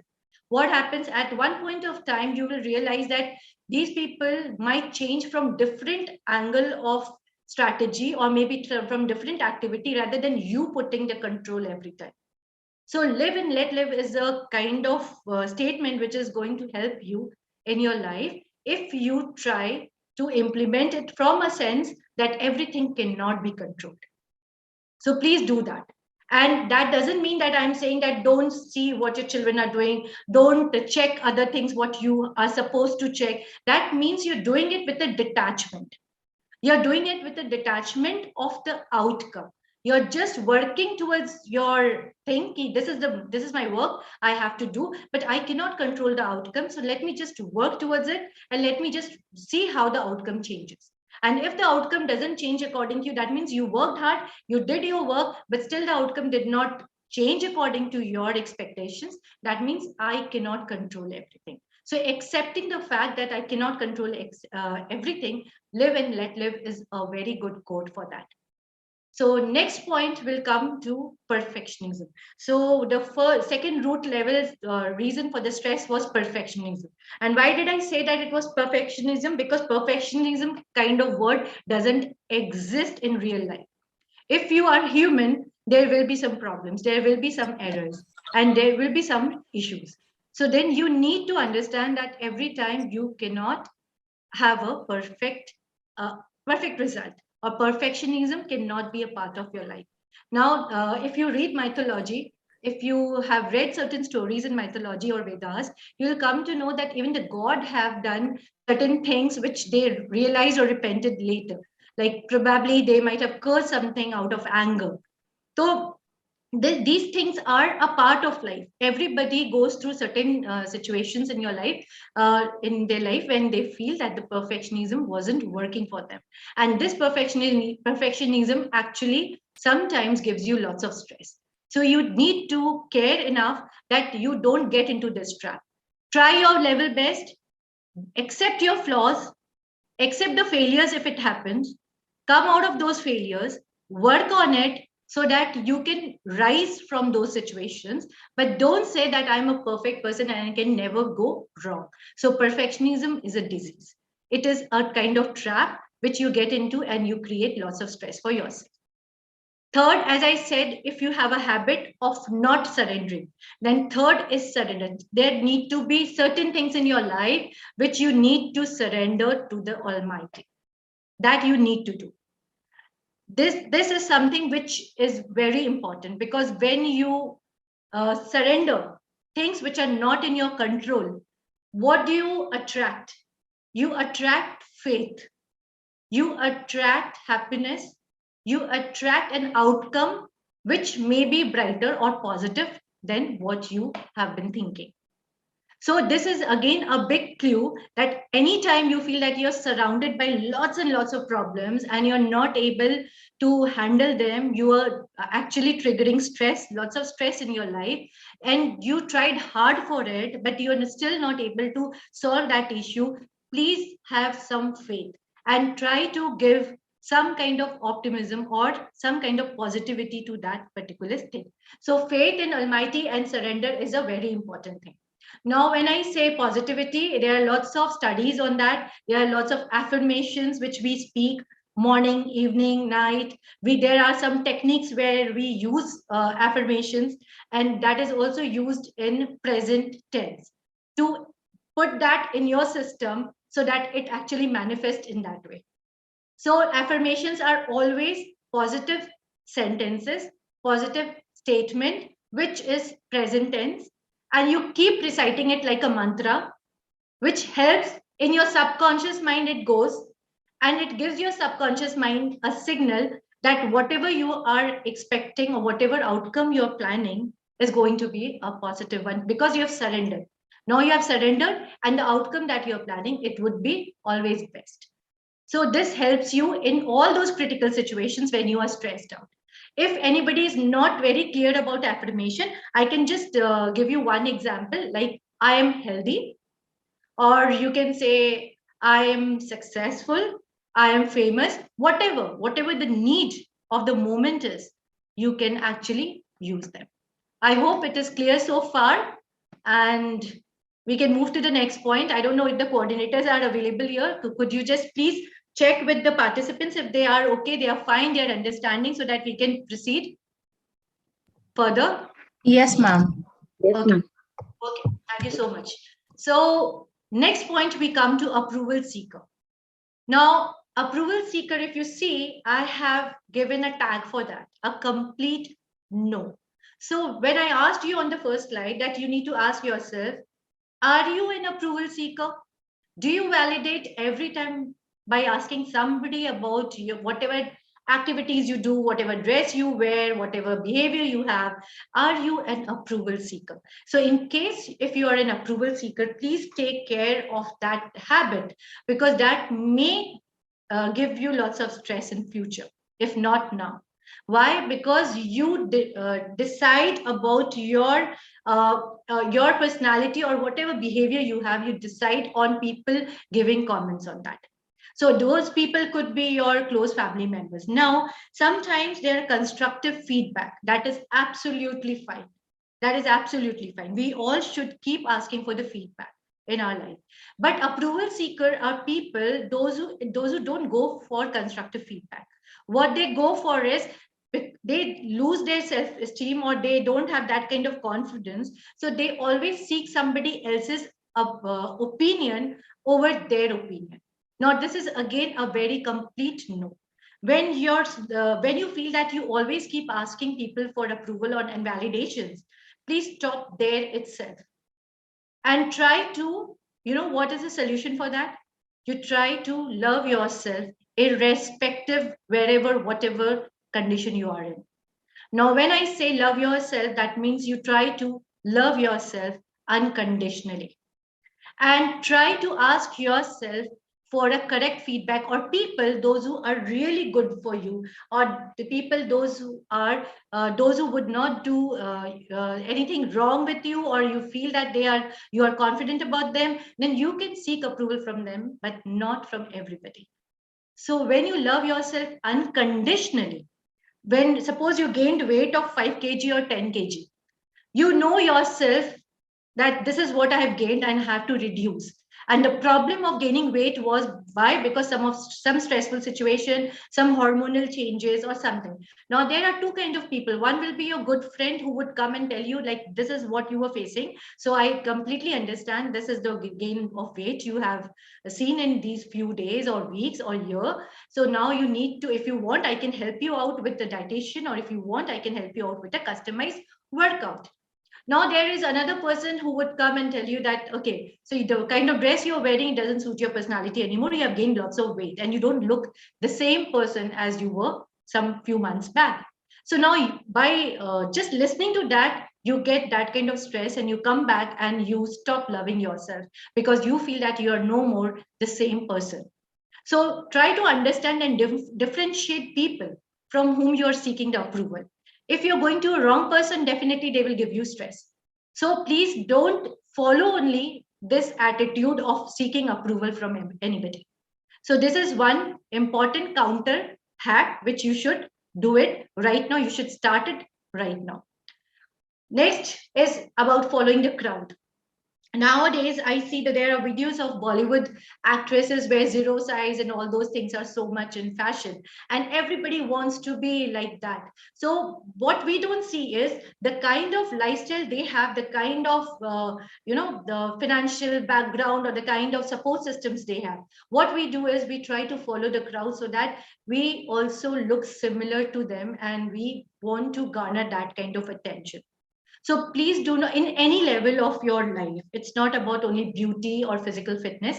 It is when you see the crowd is moving to a particular direction, which is not basically your direction, and you don't like it, but you just want to gel on with the crowd because you feel that you might be accepted there, or you might have more friends, or you might be a part of a group. So please try to question yourself without any influence.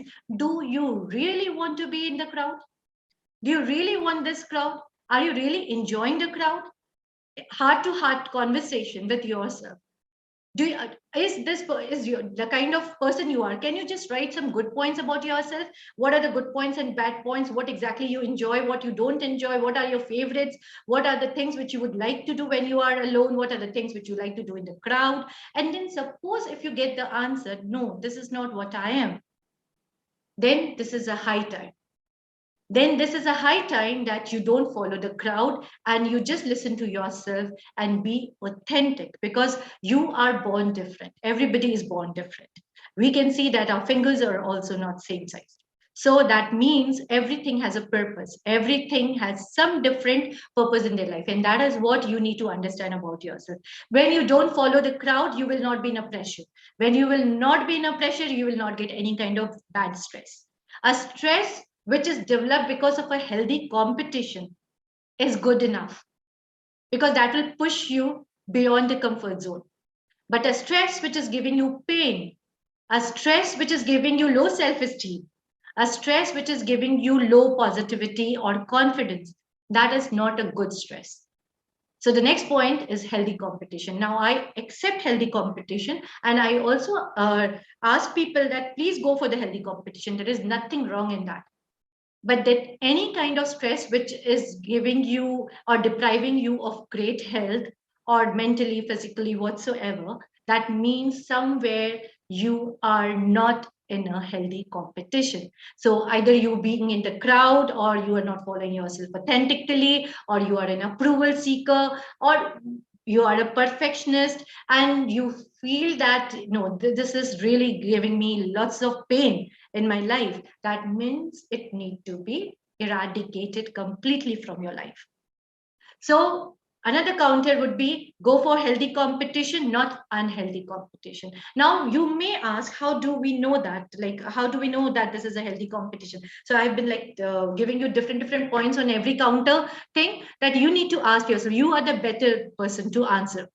If I tell you that don't go for that particular gym workout, probably that will not work with you, because I am just looking at you from a distance. I don't know who you are as a person. So you ask yourself, every time taking a step, do ask yourself, is it giving you good hormones, or is it making you happy, or is it making you stressful? So stressful, a limit till a healthy competition, no problem. But otherwise, it should not be in your life. Next is me time. Now here, this is my favorite point.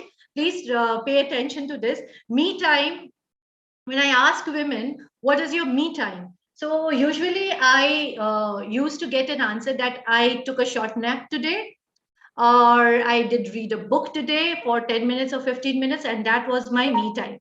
Now here, this hack me time says, please design and customize your me time for a regular life practice.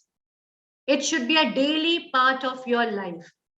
As daily as you are going to the office, or you're doing some chores or at your home, or whatever you're doing, this something regular what you do, the me time should also be regular. Now me time could be anything which you enjoy. As I said in the initial slide, that you put your both hands in the color and just paste it in on a paper, which doesn't bring out a Picasso or something, but still you enjoy it, you loved it, you put your hand like a child, and you just try to put it on the paper, so you enjoy it. That is your me time. So your me time need to be designed by you, not by other people. So me time customized and designed and to be practiced on daily basis. If you want to do one or two things daily basis, pick up that. If you want to do certain things on Sundays, it could be an exercise, it could be a movie watching, and maybe alone. And I would always suggest that do this me time mostly when you want to just be with yourself. Don't include your husbands, don't include your children in your me time. That would be family time. So please make a separate family time, go with your husband, go with your children, enjoy, but me time should not have your family members. So if you could customize that and design it for yourself, you will see lots of benefit and your stress level will go down. Fitness, physical check. Yes, absolutely. It should be a part of your life. It could be any fitness. Don't copy any celebrity or friends that you're going for a hardcore fitness thing where you hurt yourself or you actually don't like, because when any kind of fitness which goes beyond, it might create stress hormones. So you need to understand that fitness is also customized. Fitness can never be similar to what other people are doing. You cannot just copy and paste it. You need to understand what your body wants. Like if I give my example, sometimes I used to like hardcore fitness in gym, but nowadays I enjoy my yoga. So this is what I understood. My body said that, okay, now I'm 40, I'm in 40s. So somehow I started enjoying more of yoga than that hardcore gym practices. So you need to ask yourself, do you really, when you go to gym, you're not creating any stress for yourself, or you're coming back and you're happy after the gym workout, or you don't feel happy? So ask yourself, check it out, and whatever fitness suits you, pick that. Some people enjoy dancing and they're really happy. And I actually suggest each one of us who are there right now, please participate in dance. Maybe you are not such a big dancer, but do dance. For women, to reduce the stress level, dance is must. So anyways you want to dance. You want to dance in a drawing area when there is nobody and you just want to play some song, please do that. That is definitely going to reduce the stress. Please try it and let me know once you're done with that. I'm sure you would come with the feedback that you enjoyed.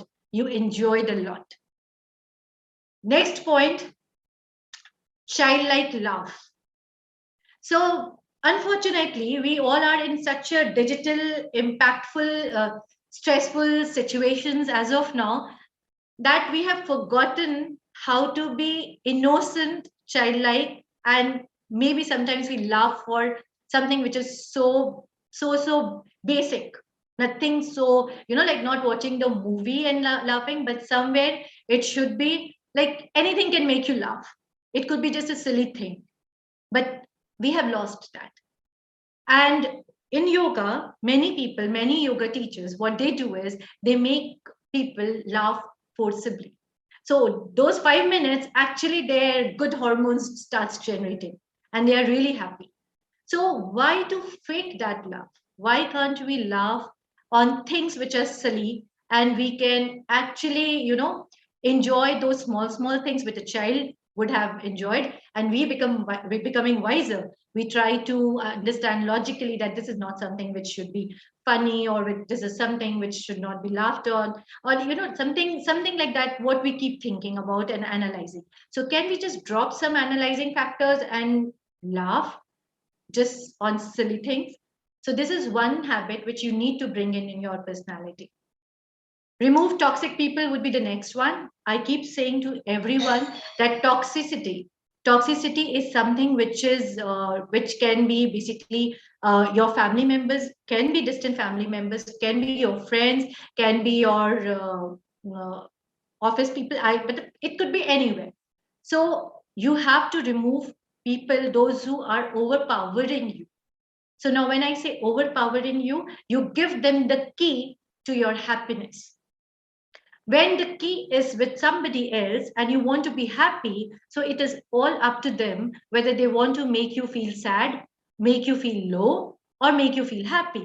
So someday they will come with a kind of comment which you won't like it, and that will be hovering around in your mind for 1 day, 2 day, and you will create lots of stress in your life, and then that is going to impact other hormones, which again is going to impact your body, and then there will be lots of stuff which you would not like it.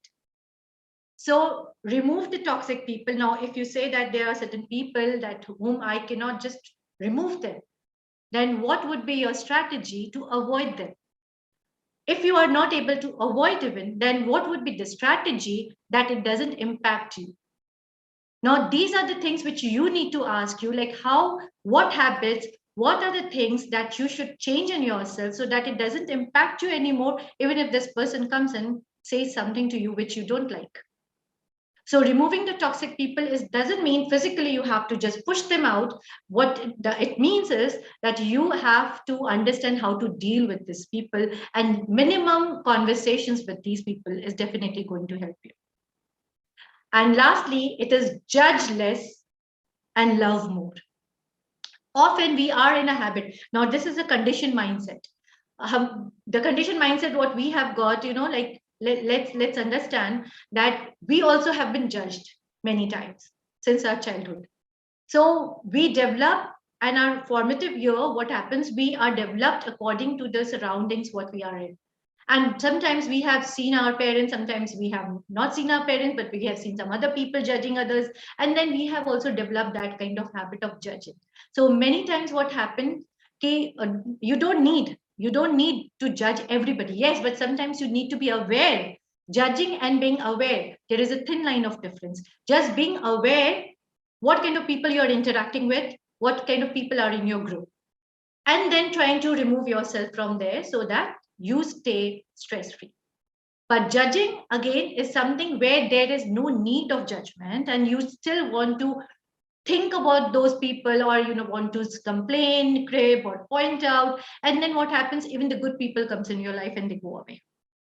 So this is again a very important point, that we keep judging throughout our life and we lose out good people and good friends. So here are some changes.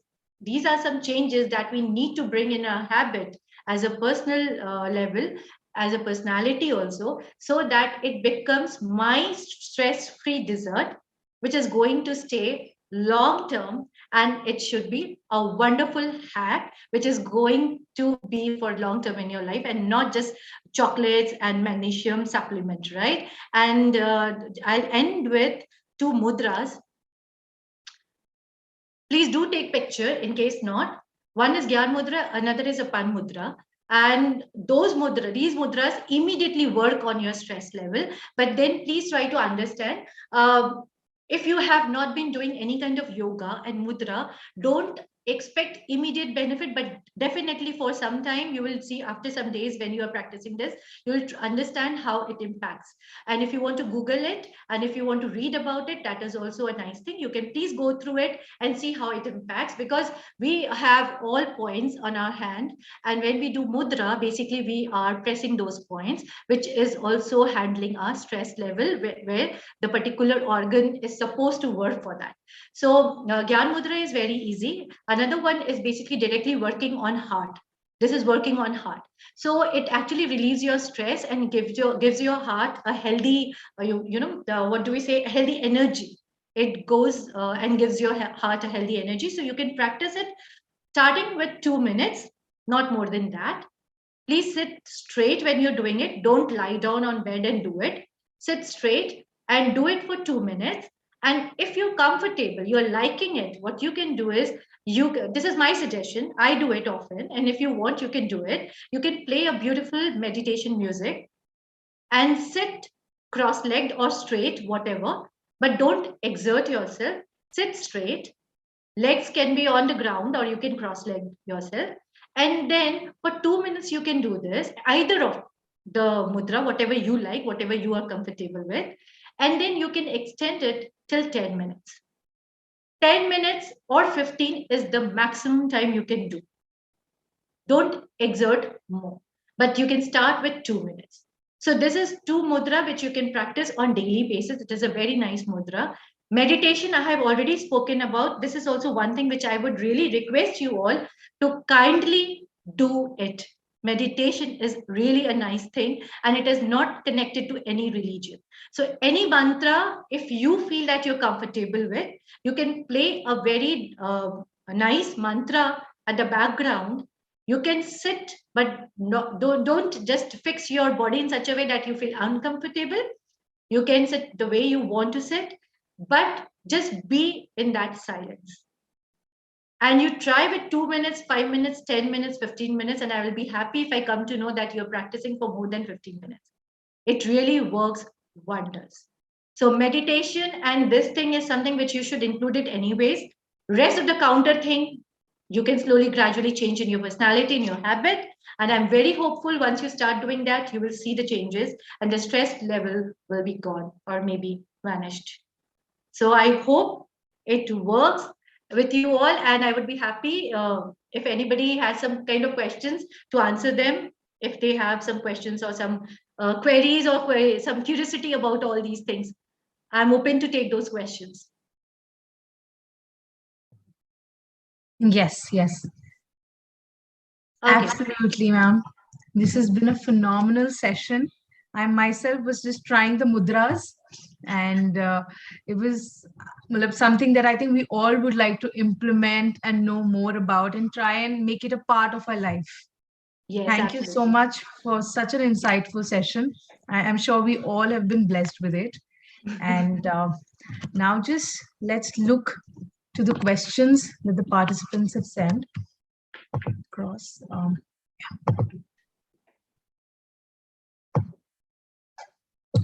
So this is a question by Minakshi Gupta from Bombay. The question is, how can we balance work and family with the least possible stress? Least possible stress. So obviously, Ms. Minakshi, basically, we all know that this entire slide was on handling stress, right? So we have got enough of options to do that. But then the question comes balancing. So balancing, always the person who wants to balance would be the right person to design the entire day plan. If I tell you, please put something like that, may not work for you because I'm not in your shoes. So who will be the great person here? You would be the great person, like you would be the right person actually. So what you need to do is you need to understand the entire process of the day, how it goes for you. Now, when you understand the process, like how is it going from morning till evening, whatever is happening. And as I asked you all to include the me time as well. So are you including the me time? Is it there in your daily routine? When you see no. Is your physical workout in the daily routine? No, it is not there. Okay, so that means, yes, the balancing is not there. So the first answer comes, it said that the balancing is not there. Now, when I want to balance, I would be the right person because this is my life. So let's understand from morning to evening, what are the things which are actually considered as a wastage, which we never could plan before. Because we thought, and I must say this, I must include this, including me, mobile had been the biggest distraction in our life. However, we say that we are not so much hooked to mobile, but if you see, we are actually spending huge amount of time on mobile and digital. Many times it is not related to work. Many times it is not. So if you could save certain time from there and fix certain mobile time, like if you feel that you can do it, then you can include your me time and also you can include your exercise time. So once you're doing something for yourself which is beyond your roles and responsibilities, like your wife, your daughter-in-law, or your whatever roles and responsibilities you have, that will make you happy and that will help you to balance both the things. Because once you're happy, you would come out with more and more strategies of how to cater every aspect of your life, which is and delegation. The next important point would be delegation. Sometimes you're not able to do everything by yourself. Why to take that? That is what I use the word perfectionism. Don't be that. Try to delegate as much as you can when you feel that this work can be done by somebody else. It's not always me. So the moment you're taking out the wastage, which I consider wastage, because when something is giving me stress, that means that is a wastage that I have to take it out. So when you take it out, you will be able to design your whole day and you will be able to manage and balance your work and home life. I hope that answers your question. Yes. So I can summarize that. Set the priorities. Set Yes, priorities. absolutely. Is what one has to do, and build a great support system with you, so that you can delegate the things, and 80% of the things can be delegated, and we can do concentrate on the 20% of the things which are most qualitative for us. Yes, and me time, not to forget, because all women need that me time. That will help you. Absolutely. Thank you so much. Thank you so much. Next question is from CA Ajay Kumar Gupta from Delhi. And the question is, it's very difficult to concentrate and I'm always in hurry. Please advise. How can I help the same? Okay, so Mr. Ajay, it's great to know that you are always in a hurry, because ये बच्चे आजकल बोलते हैं. Most of the time, children say this. That means you have a very childlike personality, and that is so good because you can always mold it into something great. So what happens basically, when we have lots and lots of energy, we are not able to harness it, and we are not able to channelize it, and that is why sometimes we try to focus or sit silently or want to concentrate on something, and that is not properly done because our energy is superb, it is overwhelming. So what we can do is, why not channelizing those energy into something which can at the same time make you happy, or we can say, like, suppose for example, you can channelize that energy into painting. Suppose I'm just giving you an example. This is something which is not related to your work, but it is something which makes you happy. So the moment you're channelizing your energy, your excess energy will be utilized to create something wonderful. So once it is done, maybe through that process, you will learn to concentrate, because while you will be practicing those things, you'll be concentrating on the project, on the outcome, whatever you're planning to use the energy for. Once it is done, you will realize that somehow you were actually concentrating.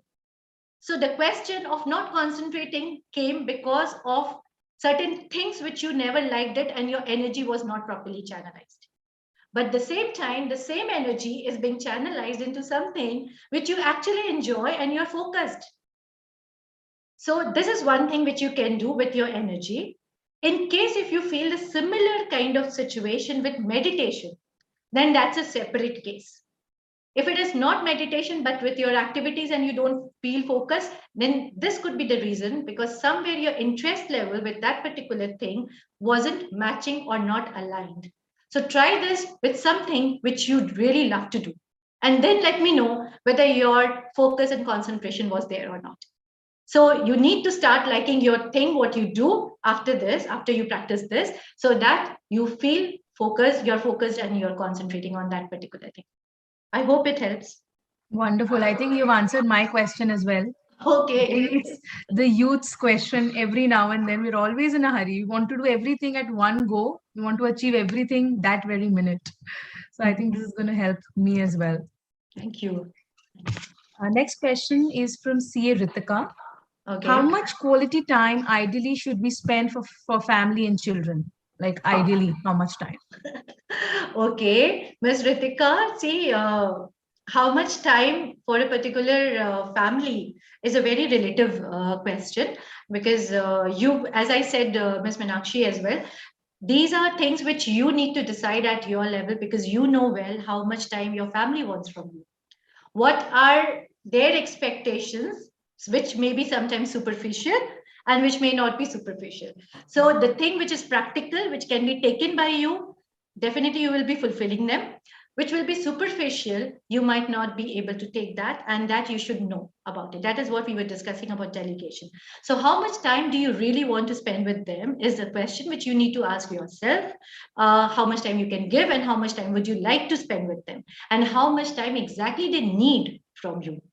So maybe you are thinking to spend 2 hours and none of them actually want 2 hours from you. They just want half an hour. So you need to ask yourself, you need to analyze this. And sometimes it's just in our mind that this is the time, this is the amount of time I need to spend. But it doesn't work like that. Sometimes only 10 minutes works so well that you don't need to design something for 30 minutes, 45 minutes. So you will be the right person, and please use all these tools, like talking to them, understanding their superficial expectations, your normal expectations of the family, how much time they want from you, how much you can spend, and what are the superficial expectations, how much to eradicate, how much to put in, and try some time just opposite to it. If you have been spending 10 minutes, 15 minutes, try half an hour, 1 hour. If you want to spend just 10 minutes and you have been spending 1 hour, 2 hour, and you want to spend just 10, 15 minutes, just see how it works. So do some permutation combination at your end after analyzing, and then you'll be able to come to a direct point what exactly should be the time. And I think it is very relative term for deciding about the time. It is always about the quality time that you spend. So it could be anything. It could be anything. Yeah. Absolutely. Thank you. The next question is. I think we can take last question, no? Now Yeah, time is 7. up, or we want to continue with the permission of Ranjana. 7. It's already 7. I have a session at 7:05 as well. So 5 minutes I can give. So we can have a last question, and then we can have there's a vote of thanks and also. Yeah. Absolutely. So let's just end. The last question will be that there's this that you worked in a project and there's this response time where you are anticipating what will be the result of the work you've done. So during that period, there's a lot of stress, a very unusual stress. So a lot of questions in the mind. So what to do at that period of time, how to reduce that stress, how to stay calm. Yes. So please do change certain habits, which I have already spoken on the slide. I've shown it. So that habit should be in your life as a normal routine, like meditation and me time and all those. Definitely that is going to help. Apart from that, I spoke about something which you can control and something which you cannot control. What you could control was your hard work, your submission of work, your planning towards those projects and everything that was under your control. You did your work. Now the response, is it under your control? Are you the person who is going to give the judgment or recording in progress? Final response? Do you think you are the person? If you think you are not the person, if you know you are not the person who is going to give you the end result, then just let me tell you one thing, that giving yourself a key, your key, happiness of key, you are giving it to somebody else who is at another level. And you are just sitting here and thinking that the moment he is going to give me the response, I'll be happy. So that means you are dependent on certain people about the response. And now you are not able to do that. So when you are not able to do that, why are you taking that level of stress which another person is supposed to do? And secondly, the key to happiness also, I have spoken about that. Don't give your key to happiness to different people. Many times we do that. Okay, so when he or she is going to respond, then I'll be relieved. Okay, if she is or he is going to do this, then I will be happy. So that means you are always a puppet in somebody else's hand. What is your work? Your work towards the project is what you did. And 2 things on my slide: surrender and not to be the control freak.